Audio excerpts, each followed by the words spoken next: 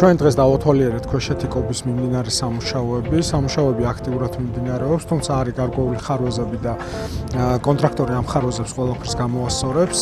ჩვენ იმედი არა დარწმუნებით შემიძლია გითხრათ, რომ გუდაურის გზა ზამთრის სეზონისთვის უკვე გახსნილი იქნება, თუმცა შემდგომ მონაკვეთს საკმაოდ სერიოზული საინჟინრო კონსტრუქციაა და ამიტომ შემდეგი მონაკვეთი დასრულდება 28 წლის ბოლოსთვის. ამავე დროს მნიშვნელოვანი არის, რომ დაიწყო რეაბილიტაცია ჟინვალი ფასანაურის ერთ-ერთი მონაკვეთის 20 კილომეტრიანი მონაკვეთის, თუმცა კონტრაქტორის ტემპი ჯერჯერობით არ არის დამაკმაყოფილებელი და ჩვენ ნამდვილად არ მოვერიდებით, რომ თუ ის შესაბამისად არ შეასრულებს სამუშაოებს, კონტრაქტს უბრალოდ შევწყვეტავთ და ყველა შესაბამის ზომას მივიღებთ ამ კონტრაქტორის მიმართ.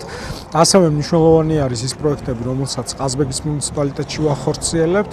პირველი, რაც არის სტრატეგიულად მნიშვნელოვანი, ვფიქრობ, არის არშა-სტეფანწმინდის გზა, რომელიც უკვე წელს დაიწყება, ორივე მონაკვეთის მშენებლობა, რაც ამ რეგიონისთვის და არა მარტო ამ რეგიონისთვის, არამედ საქართველოს სატრანზიტო ფუნქციისთვის არის ძალიან საშუალო პროექტი. ასევე აქტიურად მიმდინარეობს გველეთი-ლარსის მონაკვეთის მშენებლობა და უკვე სტეფანწმინდა არშის მონაკვეთის დასრულებით და გველეთი-ლარსის მონაკვეთი ერთობლივად შექმნის იმას, რომ ყაზბეგის მუნიციპალიტეტში ჩვენ გვექნება აბსოლუტურად მოწესრიგებული საგზაო ინფრასტრუქტურა, რომელიც გაადვილებს ერთის მხრივ მოძრაობას, სატრანზიტო მოძრაობას და მოსახლეობასაც ნაკლები დისკომფორტი შეექმნება გამომდინარე იქიდან, რომ ის ყველა დასახლებულ პუნქტს გვერდს აუვლის. და ასევე მნიშვნელოვანი არის ის პროექტი, რომელსაც ვიწყებთ, ეს არის მულტიფუნქციური კომპლექსის მშენებლობა, ისევე როგორც ყველა მუნიციპალიტეტში საქართველოში და ტექნიკური სტადიონების მშენებლობა, რომელსაც ყაზბეგში უახლოეს პერიოდში დავიწყებთ.